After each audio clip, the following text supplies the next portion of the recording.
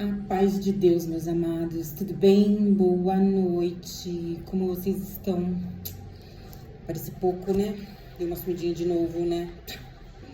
É a rotina e por isso que eu entrei agora, porque se a gente não colocar uma rotina, se a gente não criar uma disciplina, as coisas não acontecem, a gente acaba não fazendo o que tem que fazer. E eu vou ser bem sincera, isso é bem difícil, né? É mais fácil as coisas não saírem como planejado do que a gente imagina, né? Agora, se a gente tiver uma rotina bem determinada ali, bem discriminada, que na sua cabeça os tempos estão bem facilmente definidos, eu acredito que aí a gente consegue fazer as coisas sem tanta cobrança e sem tanta pressão, né? E para mim tem sido, como eu tenho dito anteriormente, um grande desafio. E eu tô entrando hoje para contar um pouquinho do meu testemunho, contar assim aquilo que Deus vier colocar no meu coração para compartilhar com vocês sobre o meu testemunho do Covid.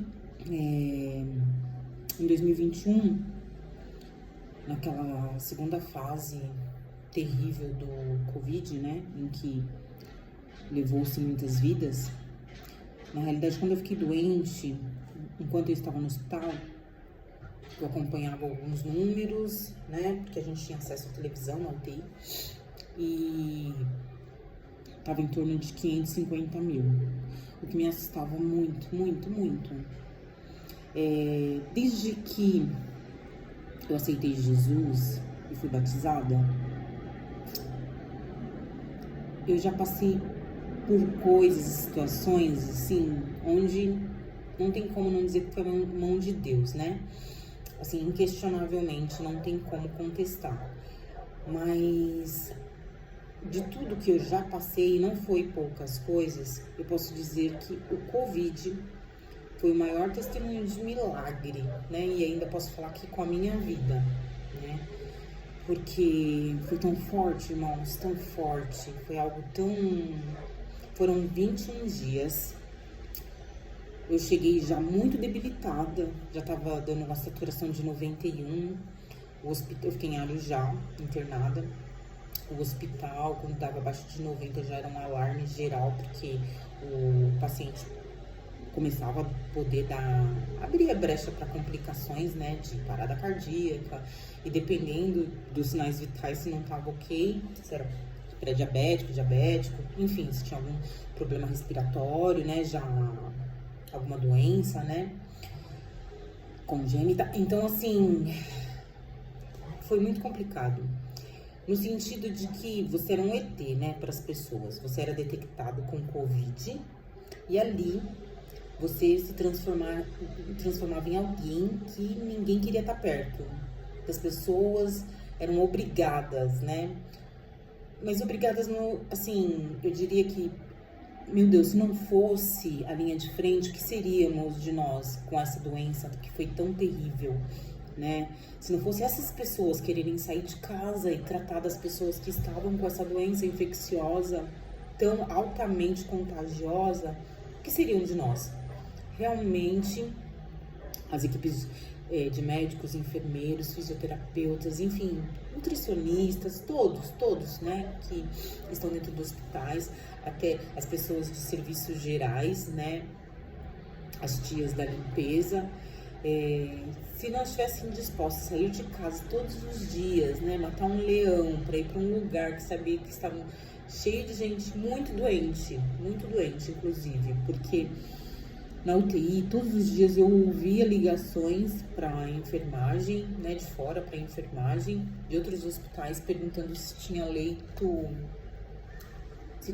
vago. E nunca tinha, sabe? Mesmo quando saía, já tinha outro na fila para entrar na UTI. Quando eu entrei na UTI, tinha pacientes que já estavam 3 meses, né, ali no leito, entubado, sabe? Eles entubavam as pessoas e deixavam as pessoas por muito tempo entubadas.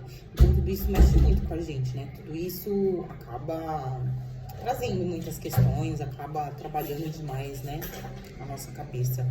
E ali só você e Deus, até porque você não tem força nem pra respirar, não sente, assim, ó, aquilo que a gente faz assim, normalmente, ó, de fazer. Eu nem podia fazer um negócio desse, era capaz de desmaiar. Não tinha nem força pra isso. Eu cheguei a usar uma máscara que pressionava tanto meu rosto que chega, doía minha cabeça, doía, sabe? Apertava minha nuca, apertava, parecia uma focinheira de cavalo. Apertava demais e o Covid dava fortes já dores de cabeça, dava enxaqueca. E tudo isso era muito, muito desconfortante, sabe? Foi algo que realmente me tirou de total zona de conforto. E uma coisa que eu nunca tinha feito com tanto afinco, com nenhum afinco, posso dizer, foi oração por pensamento, né? Assim, só interagir com a intercessão mental. Você pensar, orar, interceder, sabe? Tá ali o tempo todo orando por você e pelas vidas que ali estavam naquele lugar. Foi impressionante, foi algo assim tremendo e impactante para minha vida. E aí, olha o meu cachorro latindo, beleza, né? E aí, passando por tudo isso, você aprende, não que eu não tivesse um coração voltado a Deus e quebrantado para o Senhor. Para quem me conhece sabe que meu coração sempre foi voltado para o Senhor.